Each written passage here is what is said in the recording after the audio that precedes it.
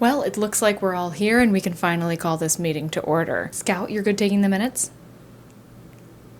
Great. Hello, my name is Sarah Freshley and I will be presenting the Freshly Read Books Q1 results. Let's go ahead and get started. Next slide, please.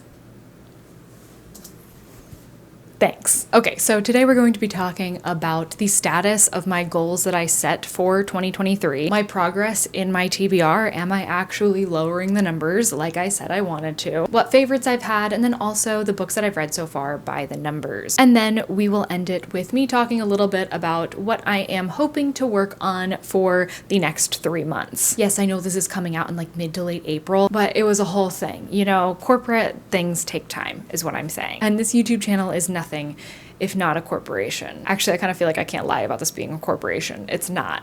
I feel like that's clear, but just in case. Anyways, let's get started with my 2023 goals status. So the first goal that I wanted to talk about is the big book reading goal for 2023. This is again done by Karina at Time for Reading, which is her Instagram account. So this picture here is the stack that I initially thought that I was going to read for the big book reading. So basically I made a video where I picked these books to fit the prompts for the challenge, but some of them did change up a little bit. So the first prompt was a translated book. This one I chose War and Peace for. Actually, I think I initially chose A Fine Balance by Written Mystery, which is really embarrassing because that's not a translated book. So actually, War and Peace was originally chosen to be my classic, and then I moved it to being the translated book. And the edition of War and Peace that I'm reading is translated by Anthony Briggs. It's this guy right here. So I have started reading this one, but I am on a break from it right now. But I was reading a little bit every day, and then prize season started, and there was just no way I was going to read this and also literary fiction books. So you can see how far I made it. That's just over 150 pages. I've been following the Tolstoy Together 85 Days with War and Peace, which was collected by Yi-Yoon Lee. And this has been just the most incredible thing that I could have chosen to do with this because it's making the reading process a lot easier. As far as how I'm liking it, I actually am enjoying it. Like, I'm really surprised with how much I'm enjoying it when I do have the time to read it. And then the next prompt was a book by a BIPOC author. So initially I had chosen a Marlon James book, what is it called? A Brief History of Seven Killings. And oddly, I didn't do that one for it, but I did read another Marlon James books, and actually 2 other large Marlon James books, which is Black Leopard, Red Wolf, but also Moonwitch, Spider King. So I did the BookTube prize this year, as in I signed up to be a judge, and I did the first round of picks. I didn't continue afterwards just because prize season, again, was too much. But one of the books in my group was Moonwitch, Spider King, and of course I had to read the first one because, I don't know, reasons. And just like everybody said, you don't have to read the first one to read the second one. I think the second one's way stronger, but I still did it. And then for a book prize nominee or winner, I went with Demon Copperhead by Barbara Kingsolver. I read this because it was nominated for the Women's Prize, as in it's on the long list. I think by the time this comes out, the shortlist will have been announced for that, so we'll find out if it's on the shortlist. But it was a book that I was hoping to read anyways, just because I kept hearing about it and I wanted to have my own opinion on it, and my own opinion is it's good. I have a video, it's actually a reading vlog of reading, I think just 2 books are covered in that one because one of them is Demon Copperhead and it is very large, but I read that one and Homesick in that video, so if you want to know more of my thoughts on it, check that out. So then the fourth prompt is a classic, which as I said was going to be War and Peace, but I changed it to be Midnight's Children by Salman Rushdie. Now you may be thinking, is this really a classic? Like, it's not that old. Is it old enough to be considered a classic? And I've just decided it is. And then the bonus book was a backlist book. So this one I did choose to be A Fine Balance by Written Mystery. This has been on my list for almost the entire time I've had a YouTube channel. It's been on that shelf calling to me, and I finally read it. I'm so glad I did because it was so incredible. Like, I totally understand why I don't think I've heard a bad word said about that book. Like, it's so good, and it just keeps getting better as you read it. Let me know if you want a full review on it. I would say it here, but it would make this video entirely too long. So I'm doing pretty well for the big book reading progress because I've finished 3 of them, and I've started 2 of them, that being War and Peace and Midnight's Children. So let's just remember that as we move into my next slide, and therefore my next goal. So this is my 23 books in 2023 stack. Well, technically 2 stacks. It's a lot of books. These are books that I called out in a video saying that these are the 23 books that I want to read for my own TBR in 2023. And this is the number of them I've actually read. Can you see that tiny check mark there? Yeah. I've only read one of them. It was The Dharma Bums by Jack Kerouac. It's not even one of the bigger ones. I don't know what to say. Like, I'm killing it with big books, and then, like, I haven't read any of these. But I do have plans to work on it, which I'll talk about later in this video. Okay, let's move past it. I don't want to think about it anymore. What's this? Oh my God, this is so embarrassing. This is just a personal goal of mine. It's not really like a reading goal, but while we're here, I guess we like might as well talk about it, you know? So one of my goals for this year, and really every year, is to learn another language. So that's why I am so excited to say thank you so much to Babbel for sponsoring this video. I started learning Spanish in middle school, and while I really enjoyed learning it, it got really difficult to continue once I was out of school. But Babbel makes it so easy to practice a little bit every day and to see your progress throughout the course. Through Babbel's app, you can learn how to speak, read, and even listen in a new language. And obviously, I love goal setting, as that is literally the entire point of this video. And this app takes into account like what you're hoping to gain out of it when setting your goals. So if you're interested, set a goal with me and use my link in the description for up to 60% off your subscription. Okay, let's talk about TBR Spin. So this is like the reading challenge that Jill from the Book Bully and I are doing, in which you pick 12 books at the beginning of the year, and every month you're reading one of those books based off of the spin of a wheel. It's been a lot of fun so far, and you can join in at any time. So even if you want to like wait till May and join then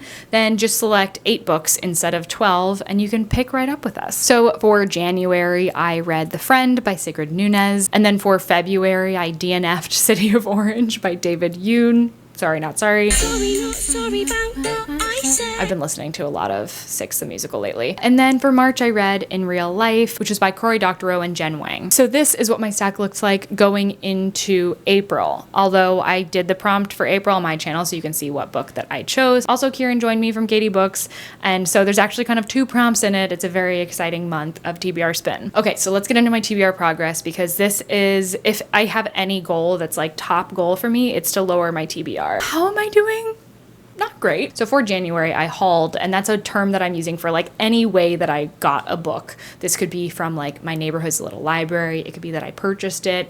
It could be that I got it from a publisher. I'm using the term hauled to just be all encompassing. So in January, I hauled 2 books. I read 5 books for my TBR and 2 books that were not on my TBR, which were likely from the library. So my overall TBR impact that month was -3. Great. In February, I hauled 0 books. Very good. And I read 7 books from my own TBR. And then I also read 2 books that were not from my TBR. My impact that month was a -7, which is amazing. However, then we get to March, and I don't think the haul video is up for it yet, but I did go get books when I visited my parents in Ohio.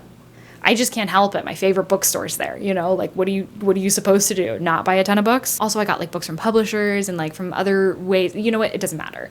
What I'm trying to say is I hauled 16 books, and then I read only 1 book from my TBR, but I did unhaul 4 books from my TBR. And then I read 9 books that were not a part of my TBR. You can tell that we have entered prize season at this point, because I'm just reading a bunch of books from the library because they're nominated for prizes. And so my overall TBR impact was 11 books added to my TBR. So going into the new year, my TBR was at 152 books. And after the first 3 months, my TBR was at 153.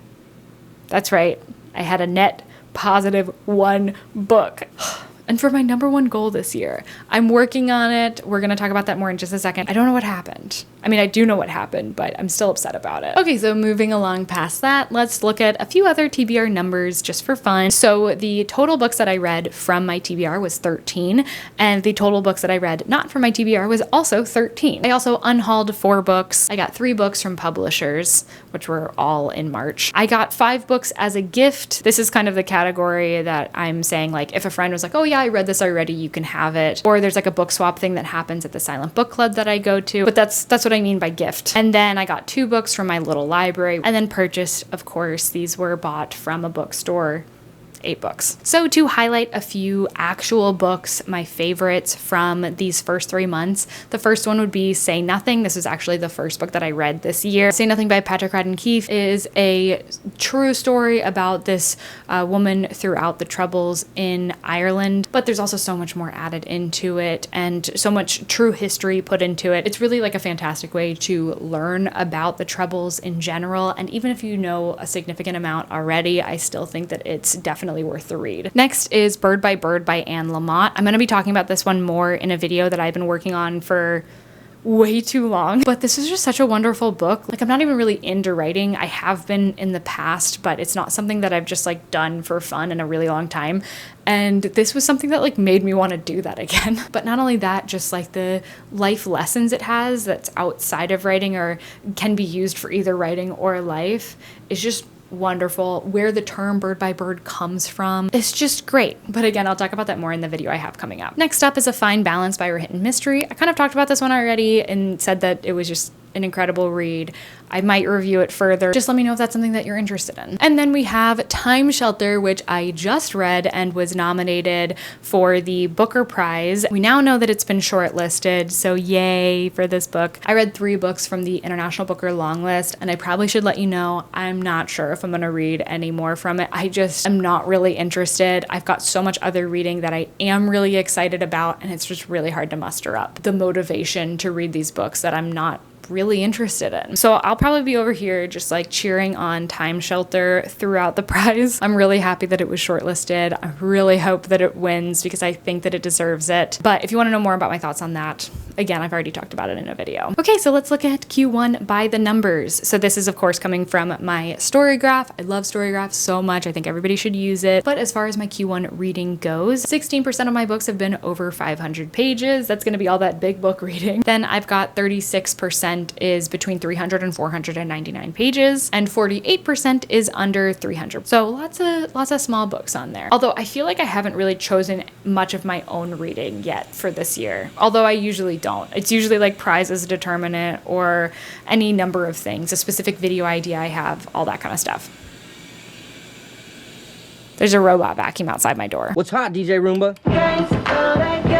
As for moods, I've leaned towards reflective books and then emotional and dark, although we do have some adventurous on there. This is pretty standard for me, honestly. This is usually what it looks like. I mostly read medium-paced books, very few fast-paced books, and a bit more slow-paced at the 20%. And then finally, I read 16% nonfiction books and 84% fiction, which is actually pretty good for me. But again, like that was all for very specific reasons. I haven't been choosing a lot of the books that I've been reading. So with that, I'd like to continue into next quarter's focus. So the first part of my focus is just finishing up the prizes. So those being the women's prizes, reading all of that shortlist when it's announced, and currently I am working on reading the Carol Shields shortlist. I've nearly finished 2 of them, and then I'll have 3, of course, to go after that. And they're all pretty short, so it should be pretty easy. And then my big focus that I am so excited for after all of this prize reading is to actually focus on my own TBR. So I've decided that I'm going to do 5 weeks of totally focusing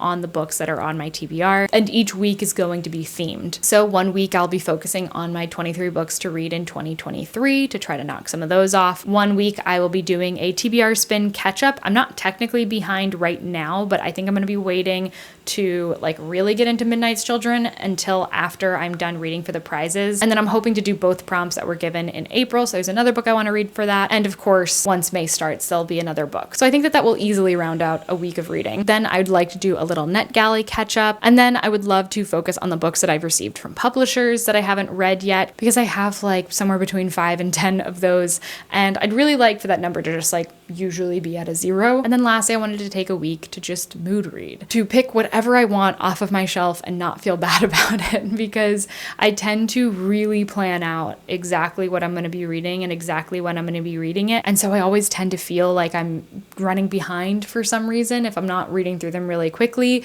which is silly because that's all just like self-inflicted expectations. So I figured I'd give myself the space to read from my own TBR, and also within that, the space to mood read a little bit. Anyways, I want to thank you so much for your time today.